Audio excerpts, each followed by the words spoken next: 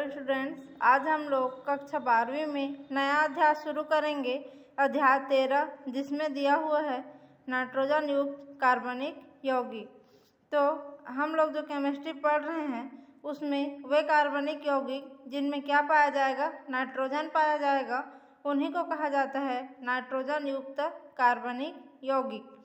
तो उसमें कार्बन भी प्रेजेंट रहेगा, हाइड्रोजन भी रहेगा और साथ ही साथ नाइट्रोजन भी पाया जाएगा।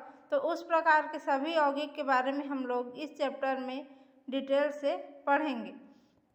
तो सबसे पहले देख लेते हैं इसका परिचय या फिर इंट्रोडक्शन। तो जिसमें नाइट्रोजन पाया जाता है उन कार्बनिक यौगिक में क्रियात्मक समूह के रूप में नाइट्रोजन पाए जाते हैं।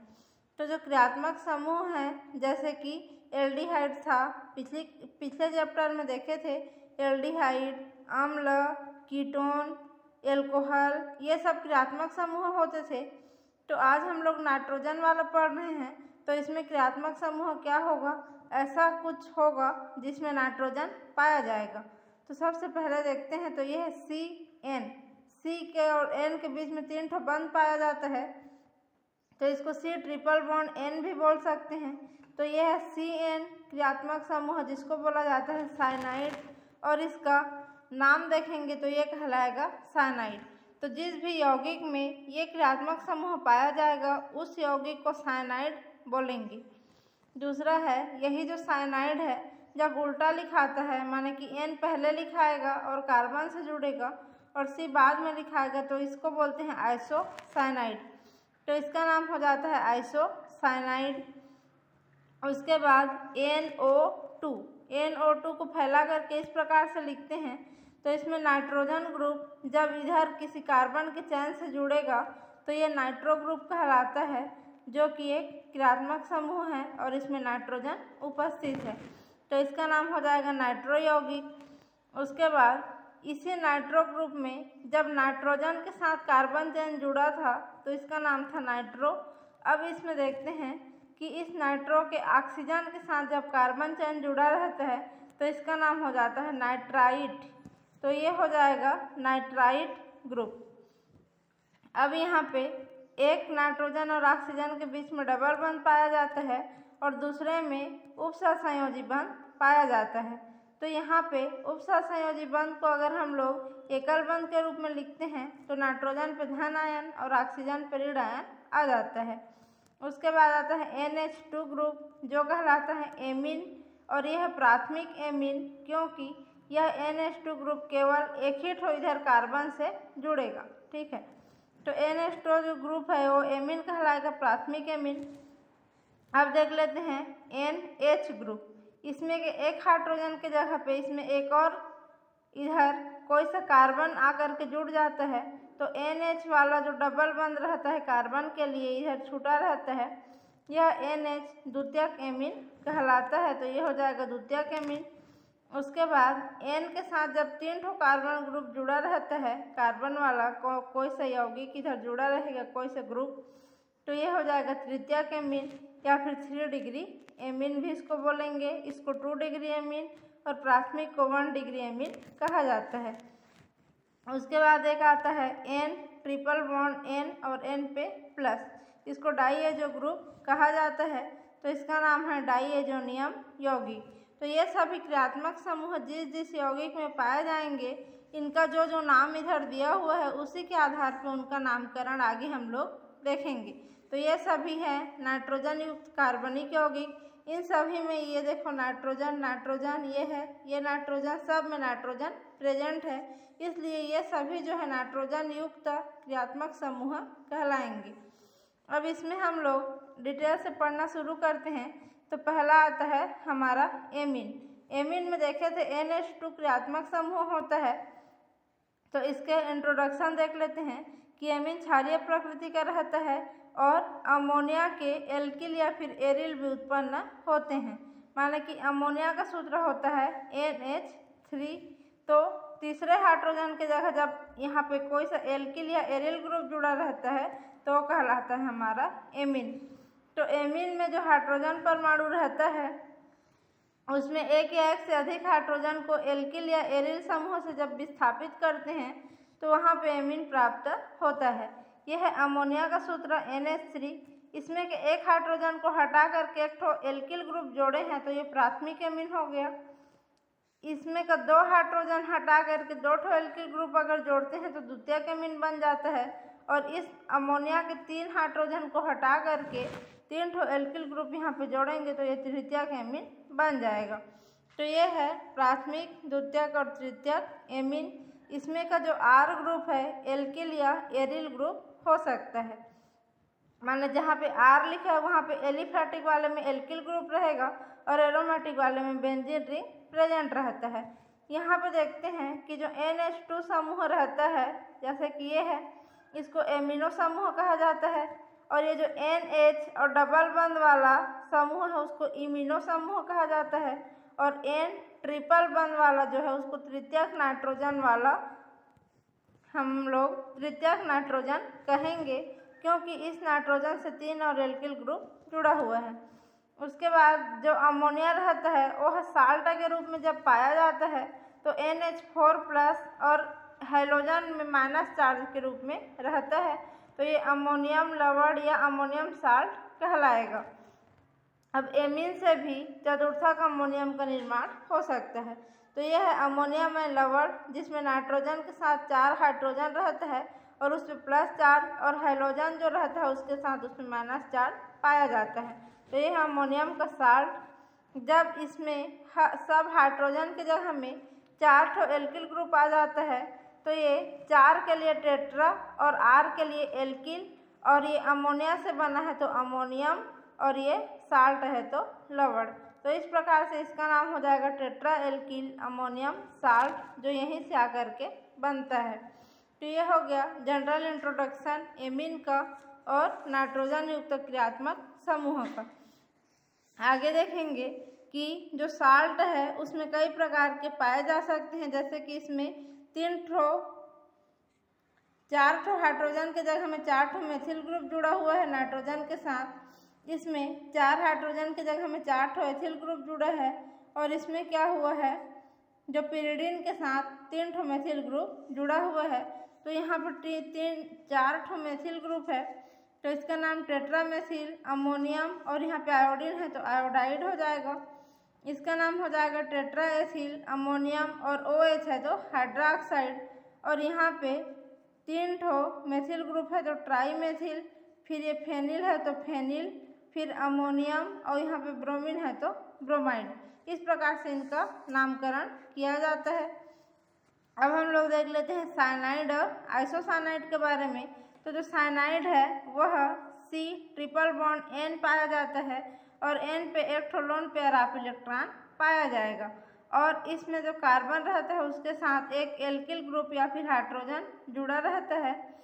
अब इसमें का जो ये नाइट्रोजन है उस पे 2 इलेक्ट्रॉन पाया जाता है साइनाइड के रूप में, और जब इसको उल्टा लिखते हैं तो क्या हो जाता है, आइसोसाइनाइड। माने कि यहाँ पे हाइड्रोजन के साथ कार्बन जुड़ा था, लेकिन आइसोसाइनाइड में क्या होगा, हाइड्रोजन के साथ नाइट्रोजन आकर के जुड़ जाता है तो ये हो जाता है आइसोसाइनाइड। तो ये हमारा साइनाइड है और ये है आइसोसाइनाइड। अब देख लेते हैं कि जो साइनाइड है उसमें जब R ग्रुप जुड़ा रहता है तो ये क्या कहलाएगा, एल्किल साइनाइड कहलाएगा, और जब AR ग्रुप जुड़ा रहता है तो एरिल साइनाइड कहलाएगा। ठीक है, क्योंकि AR का मतलब है एरिल ग्रुप और R का मतलब है एल्किल ग्रुप। यहाँ पे देखते हैं आइसोसाइनाइड में, तो यहाँ पे जब R ग्रुप जुड़ा है तो ये एलिफैटिक या फिर एल्किल आइसोसाइनाइड कहलाएगा, और यहाँ पे AR ग्रुप जुड़ा है इसका मतलब है एरिल या फिर एरोमेटिक आइसोसाइनाइड कहलाता है। तो ये दोनों हो गया उसमें क्रियात्मक समूह साइनाइड और आइसोसाइनाइड। आगे हम लोग देखते हैं डाईएजोनियम साल्ट। तो जहाँ पे N2 क्रियात्मक समूह पाया जाएगा और उस पर प्लस चार्ज रहता है वह कहलाता है डाईएजोनियम साल्ट। तो यहाँ पे जो 2 ठो नाइट्रोजन हैं दोनों के बीच में 3 ठो बंध पाया जाता है और एक नाइट्रोजन पे प्लस चार्ज रहता है, तो ये डाईएजोनियम क्रियात्मक समूह कहलाता है। और इसमें अगर हम लोग एरोमेटिक में देखेंगे तो वहाँ पे क्या रहेगा, AR रहेगा एरोमेटिक के लिए और N2 रहेगा डाइएजोनियम के लिए, और साल्ट के रूप में या लवण के रूप में पाया जाता है तो वहाँ पे हैलोजन ऋण आयन भी पाया जाएगा।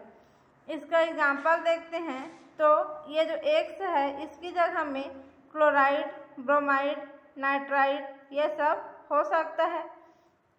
या फिर एग्जाम्पल देखेंगे तो AR के जगह में एरोमेटिक रिंग माने कि बेंजीन रिंग होगा C6H5, N2 के जगह में N2 रहेगा और X माइनस के जगह में Cl माइनस यहाँ पे पाया जाएगा। तो इसका नाम हो जाता है, ये है बेंजीन तो बेंजीन, फिर ये है डाइएजोनियम तो डाइएजोनियम, और क्लोराइड है तो क्लोराइड, तो इसका नाम हो जाएगा बेंजीन डाइएजोनियम क्लोराइड। ये हो गया हमारा डाइएजोनियम यौगिक। अब आगे देख लेते हैं एमीन्स। तो जो एमीन्स है इनकी प्रकृति क्षारीय होती है और इनको अमोनिया से बनाया जाता है। तो जब एल्किल वाला रहेगा तो एल्किल एमीन कहलाएगा और एरिल ग्रुप उसमें जुड़ा रहेगा तो एरिल एमीन कहलाता है।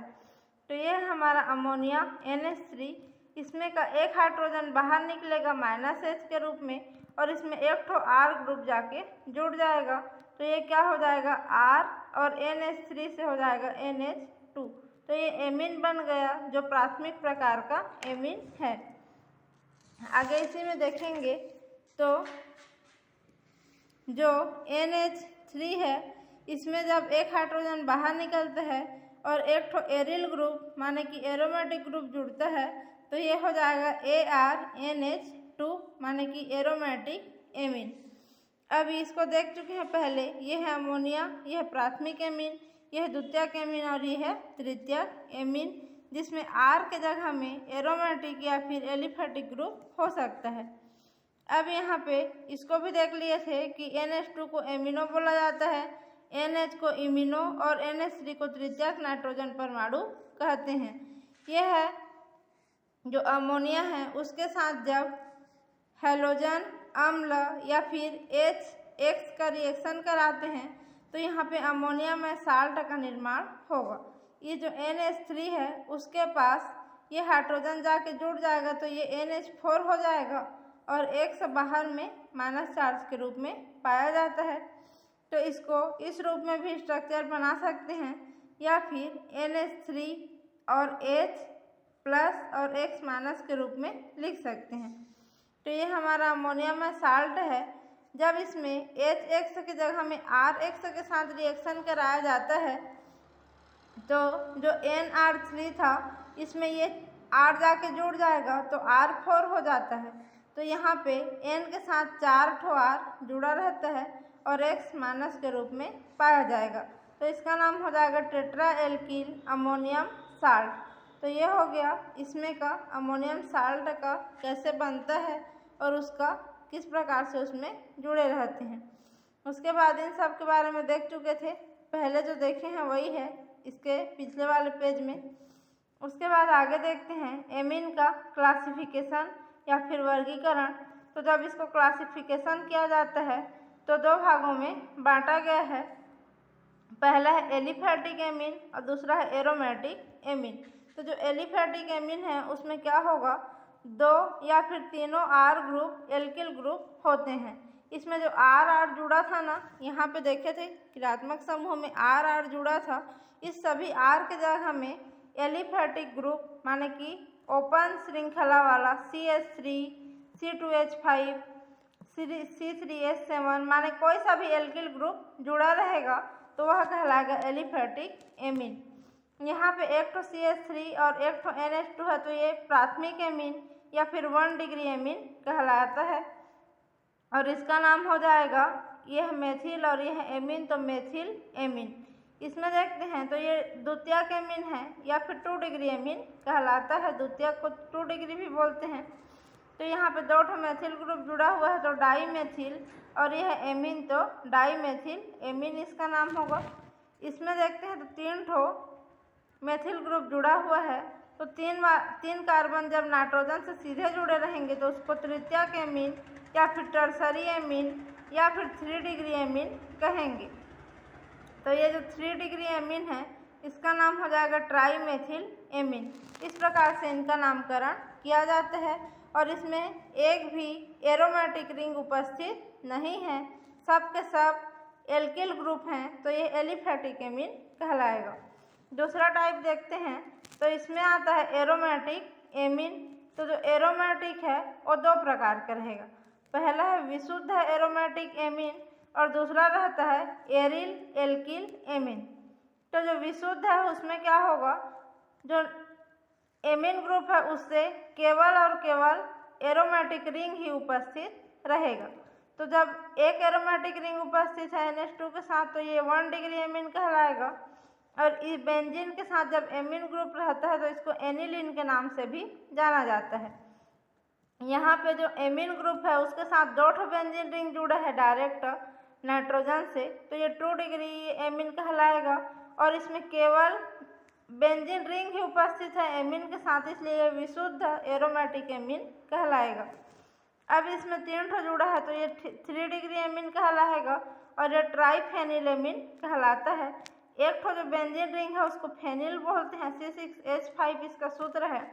तो 3 फेनिल ग्रुप जुड़ा है इसलिए ट्राइफेनिल, और बीच वाला अमोनिया से बना है एमीन से, इसलिए ट्राइफेनिल एमीन इसका नाम हो जाएगा। तो यह है विशुद्ध aromatic amine first type A में। इसी का अगर हम लोग बी देखते हैं तो बी में आता है एरिल एल्किल एमीन। माने कोई सा जो एमीन ग्रुप रहेगा वो डायरेक्ट बेंजीन रिंग से नहीं जुड़ा रहेगा, उसके बीच में माने कि बेंजीन और एमीन के बीच में कोई सा एल्किल ग्रुप आ करके जुड़ जाता है, तो ये जो है एरोमेटिक रिंग से सीधे सीधे इसमें का एमीन ग्रुप नहीं जुड़ा रहता है। माने पार्श्व श्रृंखला से एमीन ग्रुप जुड़ा रहेगा तो कहलाएगा एरिल एल्किल एमीन। तो ये है बेंजीन के बाद मेथिल ग्रुप जुड़ा था, इस मेथिल के एक हाइड्रोजन बाहर निकला है और एमीन ग्रुप जुड़ा है, तो इसका नाम हो जाएगा बेंजील एमीन या फिर 1 डिग्री एमीन। इसमें भी NH2 से केवल एक कार्बन परमाणु सीधा जुड़ा है, तो ये हो जाएगा प्राथमिक एमीन या फिर बेंजील एमीन। इसमें देखते हैं तो C6H5 CH2 का 2 ग्रुप जुड़ा हुआ है नाइट्रोजन से, तो ये हो जाएगा डाई बेंजील एमीन या फिर 2 डिग्री एमीन। और इसमें देखते हैं तो नाइट्रोजन से 3 फेनिल ग्रुप डायरेक्ट नाइट्रोजन से जुड़ा है, तो इसका नाम हो जाएगा ट्राई बेंजील एमीन। तो ये हो गया 2 प्रकार के एरोमेटिक एमीन। उसके बाद एक और वर्गीकरण में देखा जाता है कि जो एमीन रहते हैं 2 प्रकार के होते हैं। पहला है साधारण एमीन और दूसरा है मिश्रित प्रकार का एमीन। तो जो साधारण एमीन है उसमें क्या होगा कि एल्किल या एरिल ग्रुप कुछ भी हो सकता है, माने कि जो साधारण एमीन है उसमें एल्किल या एरिल कुछ भी उसमें एमीन ग्रुप के साथ जुड़ सकता है। और द्वितीयक और तृतीयक एमीन का जो वर्गीकरण है उसी को साधारण या मिश्रित एमीन में बांटा गया है। इसमें प्राथमिक प्रकार के एमीन को साधारण या मिश्रित में नहीं बांट सकते क्योंकि उसमें एक ही एल्किल या एरिल ग्रुप पाया जाता है। द्वितीयक और तृतीयक में 2 और 3 एल्किल या एरिल ग्रुप पाए जाएंगे, इसलिए इनको साधारण एमीन और मिश्रित एमीन में बांट सकते हैं। तो जब ये जो एमीन ग्रुप है NH2 इसके साथ जुड़ने वाला एल्किल ग्रुप या फिर एरिल ग्रुप जब सेम प्रकार का एल्किल ग्रुप इससे जुड़ा रहेगा तो साधारण एमीन कहलाएगा। जैसे यहाँ पे NH के साथ 2 मेथिल ग्रुप जुड़ा है तो दोनों मेथिल की प्रकृति समान है, तो ये डाई मेथिल एमीन कहलाता है और साधारण एमीन में आएगा। जब एमीन के साथ 2 फेनिल ग्रुप जुड़ा है तो दोनों फेनिल ग्रुप ही यहाँ पे जुड़ा है, तो दोनों फेनिल ग्रुप की प्रकृति भी समान है, तो ये डाई फेनिल एमीन एक साधारण एमीन होगा। यहाँ पे देखते हैं ये 3 डिग्री एमीन है या फिर तृतीयक एमीन है जिसमें नाइट्रोजन के साथ 3 फेनिल ग्रुप जुड़ा है, तो तीनों फेनिल ग्रुप की प्रकृति यहाँ समान है, इसलिए ये ट्राइफेनिल एमीन कहलाएगा या फिर 3 डिग्री एमीन कहलाएगा। और ये तीनों साधारण एमीन में आएंगे। अब मिश्रित एमीन में क्या होगा, जो एमीन ग्रुप है उसके साथ यहाँ पे देखो एथिल ग्रुप जुड़ा है और यहाँ पे मेथिल ग्रुप जुड़ा है, तो एथिल और मेथिल दोनों अलग अलग हो गए। इसमें 2 कार्बन है और इसमें 3, इसमें 1 कार्बन है और इसमें 2 कार्बन है, तो एक एथिल है और एक मेथिल है, जिसके कारण ये मिश्रित एमीन कहलाता है। माने मिला जुला हुआ 2-3 ठो आकर के इसमें एमीन के साथ जुड़ जाता है, तो ये एथिल मेथिल एमीन कहलाएगा। और जब एमीन के नाइट्रोजन से यहाँ भी एक तो फेनिल ग्रुप जुड़ा है और एक में मेथिल ग्रुप है, तो इसका नाम हो जाएगा मेथिल फेनिल एमीन। तो इसमें एक हो गया फेनिल ग्रुप और एक हो गया मेथिल, तो दोनों अलग अलग हो गए, इसलिए ये मिश्रित एमीन होगा और ये 2 डिग्री एमीन में आएगा। उसके बाद अगर 3 डिग्री एमीन देखते तो यहाँ पे एक और फेनिल ग्रुप या यहाँ पे एथिल ग्रुप आके जुड़ जाता, तो एक हो जाता एथिल, एक हो जाता फेनिल और एक हो जाता मेथिल, तो ये भी 3 डिग्री वाला मिश्रित एमीन का एग्जाम्पल हो जाता। ये हो गए यहाँ पे कंप्लीट। उसके बाद देखते हैं इसमें एमीनों का नामकरण या फिर नोमेनक्लेचर ऑफ एमीन्स। तो जो नामकरण है उसमें 2 ठो पद्धति उपयोग में लाई जाती है। पहला है सामान्य पद्धति, दूसरा है IUPAC पद्धति। तो जो सामान्य पद्धति है उसमें नामकरण करेंगे तो जो एमीन रहता है उसको अमोनिया से बना हुआ माना जाता है। तो अमोनिया का एल्किल या एरिल भी उत्पन्न मानते हैं एमीन को, और जो भी एल्किल या एरिल ग्रुप प्रेजेंट रहता है उसके साथ एमीन शब्द जोड़ करके सामान्य नामकरण कर दिया जाता है। जैसे कि मेथिल है ये और यह है एमीन, तो इसको मेथिल एमीन बोल देंगे। इसमें CH3 CH CH3 ये आइसोप्रोपिल ग्रुप है, उसमें एमीन जुड़ा है, तो इसका नाम हो जाएगा आइसोप्रोपिल एमीन। इसमें देखते हैं तो इसमें एथिल ग्रुप है, मेथिल ग्रुप है और एमीन है, तो पहले इसको लिख दिए एथिल अल्फ़ाबेट के अनुसार, फिर मेथिल, फिर एमीन, तो एथिल मेथिल एमीन हो गया। ऐसे इनका साधारण नामकरण कर दिया जाता है। इसमें देखते हैं तो प्रोपिल ग्रुप है 3 ठो, नॉर्मल प्रोपिल, इसके साथ एमीन ग्रुप जुड़ा हुआ है, तो इसको नॉर्मल प्रोपिल एमीन भी बोल देंगे। अब आता है डाई एथिल एमीन। इसमें एक एथिल ग्रुप इधर है, दूसरा एथिल ग्रुप इधर है, तो 2 ठो एथिल है, तो डाई एथिल एमीन बोलेंगे। इसमें देखते हैं तो एक मेथिल है, एक एथिल है और एक प्रोपिल है, तो एथिल मेथिल और प्रोपिल को अल्फ़ाबेट के अनुसार जमाते हैं, तो पहले आएगा एथिल, फिर आएगा मेथिल, फिर आएगा प्रोपिल, तो एथिल मेथिल प्रोपिल और एमीन से बना है तो एमीन। इस प्रकार से साधारण नामकरण इनका कर दिया जाता है। जिसके साथ भी जुड़ा रहेगा उसका नाम लिख करके लास्ट में एमीन शब्द लिखेंगे तो सामान्य पद्धति से नामकरण हो जाएगा। अगला देखते हैं हम लोग दूसरी पद्धति। तो इस पद्धति में IUPAC पद्धति से नामकरण किया जाता है। तो इस पद्धति में क्या करेंगे, जो एल्केन रहेगा उसके आखिरी माने कि टर्मिनल में, एल्केन में क्या रहता है देखो एल्केन, ई है लास्ट में, इस ई को हटा करके एल्केन का ई हटा देंगे माने कि माइनस करेंगे और उसमें एमीन शब्द को ऐड करेंगे। तो एल्किल से ई को हटा करके एमीन को प्लस करेंगे तो क्या बन जाएगा एल्केन एमीन बनेगा, माने कि एल्केन एमीन बनता है। तो इस प्रकार से इसका नामकरण IUPAC पद्धति में करेंगे जो NH2 समूह की उपस्थिति को दर्शाएगा। जैसे मेथेन था उसमें एमीन, तो मेथेनामीन, एल्केनामीन यहाँ पे बन रहा है। एल्केन के ई को हटाए और एमीन को जोड़े तो एल्केनामीन बना। तो एल्केनामीन के अनुसार IUPAC पद्धति में नामकरण होगा और कार्बन की संख्या को दर्शाने के लिए 1 2 3 से नंबरिंग करने के बाद इसका नामकरण किया जाता है। जैसे 1 डिग्री एमीन को यह मेथिल और यह है एमीन, तो इसके अनुसार क्या हो जाएगा, मेथेन का ई को हटाएंगे और एमीन जोड़ेंगे तो मेथेनामीन। इसमें क्या हो जाएगा 1 2 से नंबरिंग करना पड़ेगा, 3 कार्बन है तो 1 2 3, तो दूसरे पोजीशन पे एमीन ग्रुप है और प्रोपेन है ये पूरा, तो प्रोपेन, और दूसरे पे एमीन है तो 2 एमीन। इस प्रकार से इसमें नामकरण किया जाता है। इसका नामकरण हो जाएगा CH2 CH2 NH2 NH2। तो जो 2 ठो कार्बन वाले को एथेन बोलते हैं तो एथेन आएगा, फिर ये 1 नंबर हो जाएगा ये 2, तो 1 2 दोनों में एमीन ग्रुप जुड़ा है तो 1 2 डाई एमीन और बीच वाला है एथेन, तो इसका नाम होगा एथेन 1 2 डाई एमीन। इसमें देख लेते हैं आप, ये तो था सभी 1 डिग्री एमीन वाला। इसमें देखेंगे 2 डिग्री एमीन का, तो जब एमीन ग्रुप से 2 ठो एल्किल ग्रुप जुड़ा रहता है तो उसको 2 डिग्री एमीन बोलेंगे। तो यह है नॉर्मल मेथिल एथिल एमीन, यह मेथिल एथिल एमीन, तो उसको नॉर्मल मेथिल एथिल एमीन बोल सकते हैं। और यहाँ पे जो एमीन के n प्रतिस्थापी व्युत्पन्न के रूप में इसको माना जाता है, इसलिए n माने कि नॉर्मल शब्द लगाते हैं।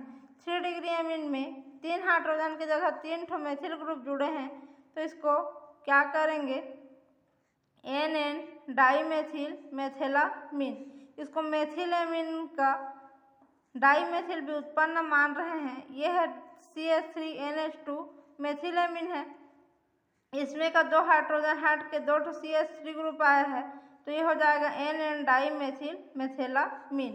इस प्रकार से इनका IUPAC नामकरण होगा। अब एरोमेटिक एमीन जो रहता है उनका जब IUPAC नामकरण करते हैं तो जैसे एलिफेटिक वाले में एल्केन का ई को हटाते थे और एमीन जोड़ते थे, वैसे एरोमेटिक वाले में एरिन जो है उसके ई को हटाएंगे और एमीन जोड़ेंगे, तो एरिनामीन हो जाता है इसका नामकरण। तो एरिनामीन के रूप में इसका नाम लिखा जाता है। जैसे ये है फेनिल ग्रुप बेंजीन से बना है और यह है एमीन, तो ये हो जाएगा एनिलीन, इसको कहते हैं। या फिर बेंजीन और एमीन से बना है तो बेंजीनामीन भी बोल सकते हैं। उसके बाद इसमें देखते हैं तो जो मेथिल एमीन था CH3NH2, इसमें का 1 हाइड्रोजन हट के 1 ठो फेनिल ग्रुप जुड़ा है, तो इसका नाम हो जाएगा N मेथिल एनिलीन या फिर N मेथिल बेंजामीन। अब इसमें देखते हैं तो जो नाइट्रोजन है इसमें 2 ठो मेथिल ग्रुप जुड़ा है और 1 ठो फेनिल ग्रुप, तो इसका नाम हो जाएगा NN डाईमेथिल एनिलीन या NN डाईमेथिल बेंजामीन। तो ये हो गया IUPAC नामकरण।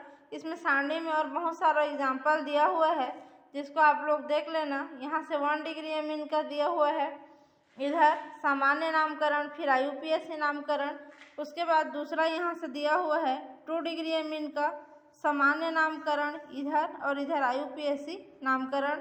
उसके बाद आता है यहाँ पे 3 डिग्री एमीन का स्ट्रक्चर, सामान्य नामकरण और IUPAC नामकरण। इन सब को पुस्तक से देख करके पढ़ लेना। उसके बाद और पिछली पेज में भी दिया हुआ है बहुत सारा जो कि एरोमेटिक एमीन का है। एरोमेटिक वाले में हमेशा बेंजीन रिंग देखने को मिलेगा और NH2 ग्रुप रहेगा या फिर नाइट्रो ग्रुप रहेगा, क्योंकि इन दोनों में ही नाइट्रोजन प्रेजेंट है। तो इसका भी सामान्य नामकरण और इधर IUPAC नामकरण के आधार पे दिया हुआ है। इसके बाद यहाँ पर भी देख लेना है कि जो अल्फा बीटा वाला भी कुछ कुछ नामकरण मिलेगा, आर्थो मेटा पैरा वाला भी मिलेगा। तो आर्थो मेटा पैरा पोजीशन पहले भी हम लोग पढ़ चुके हैं, तो उसके बारे में भी आप लोग को यहीं से पढ़ना है। उसके बाद देखते हैं बहुक्रियात्मक यौगिक। तो एक से अधिक समूह जिसमें उपस्थित रहता है वह सभी नियमों का यथा स्थान पालन किया जाता है। बहुक्रियात्मक यौगिक का मतलब क्या है? ऐसे यौगिक जिसमें एक से अधिक क्रियात्मक समूह पाया जाएगा। तो अभी हम लोग नाइट्रोजन वाला पढ़ रहे हैं, तो NH2 एमीन है जो कि नाइट्रोजन वाला है, और जो कार्बन वाले में हम लोग अम्ल पढ़े थे, कार्बोक्सिलिक अम्ल, तो यह कार्बोक्सिलिक अम्ल पहला क्रियात्मक समूह हुआ और यह एमीन दूसरा क्रियात्मक समूह। तो एक ही यौगिक में जब एक से अधिक क्रियात्मक समूह पाए जाते हैं तो उस यौगिक को बहुक्रियात्मक यौगिक कहा जाता है। तो इनका नामकरण करने के लिए IUPAC पद्धति के अनुसार करेंगे। तो इसमें नंबरिंग करते हैं, पहले 1 2 3। तो इसमें देखते हैं तो दूसरे पोजीशन पे एमीन है तो 2 एमिनो और 3 ठो कार्बन है और लास्ट में अम्ल वाला ग्रुप है। तो 3 कार्बन वाले को प्रोपेनोइक इक शब्द जोड़ते थे अम्ल के लिए, तो प्रोपेनोइक हो जाएगा। 3 वाले को प्रोपेन बोलते हैं तो, और एसिड है तो एसिड, तो 2 एमिनो प्रोपेनोइक अम्ल इसका नामकरण होगा। इसको बीटा एमिनो प्रोपेनोइक अम्ल भी बोल सकते हैं, क्योंकि इस क्रियात्मक इसको अल्फा बोल देंगे और इसको बीटा, तो बीटा एमिनो प्रोपेनोइक अम्ल भी बोल सकते हैं। इसके बाद इसमें देखते हैं तो एक तो हमारा NH2 एमीन ग्रुप है और दूसरा में OH माने कि हाइड्रॉक्सी या फिर एल्कोहल ग्रुप प्रेजेंट है। तो ये भी दो ठो क्रियात्मक समूह वाला बहुक्रियात्मक यौगिक होगा। इसके नामकरण में फिर से 1 2 दोनों कार्बन को नंबरिंग किए तो 2 एमिनो और दो ठो वाले को एथेन बोलते हैं और 1 पोजीशन पे हाइड्रॉक्सी ग्रुप है तो 1 एल्कोहल के लिए आल शब्द आता है।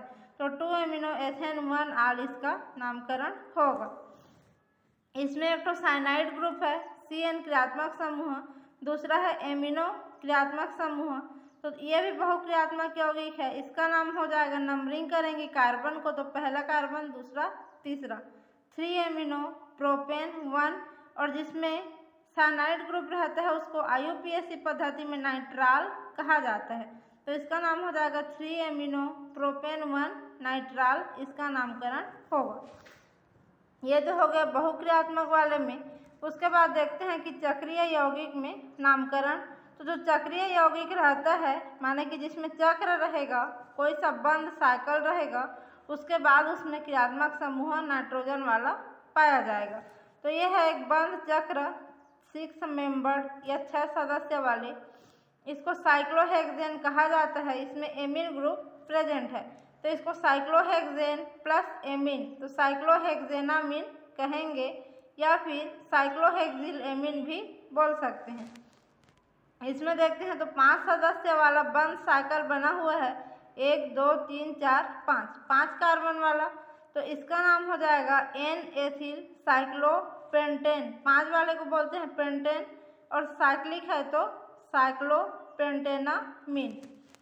और यहाँ पे एथिल ग्रुप जुड़ा है तो N-एथिल साइक्लोपेंटेनामीन इसका नाम होगा। इसमें जो एमीन अमोनिया है NH3, उसमें के तीनों हाइड्रोजन के जगह में 1 2 3 सदस्य वाले 3 ठो साइक्लिक ग्रुप जुड़े हैं। तो इसका नाम क्या हो जाएगा, NN डाईसाइक्लोप्रोपिल साइक्लोप्रोपेनामीन। 3 सदस्य वाले को प्रोपेन बोलते हैं और साइक्लिक है तो साइक्लोप्रोपेन बोलेंगे। और यहाँ पे इन दोनों को डाईसाइक्लोप्रोपिल कहा है और NH3 के हाइड्रोजन के जगह इस वाले को N और 3 साइकिल को लिया है तो साइक्लोप्रोपेनामीन कहा है। तो यह है डाईसाइक्लोप्रोपिल और इसके लिए है साइक्लोप्रोपेनामीन। तो इस प्रकार से साइक्लिक वाले का नामकरण भी किया जाता है। यहाँ पे नामकरण से संबंधित बहुत सारा उदाहरण बुक में मिल जाएगा, इसको आप लोग देख करके पढ़ लेना। उसके बाद इसके आगे का हम लोग अगली क्लास में पढ़ेंगे। अभी के लिए बस यहीं तक।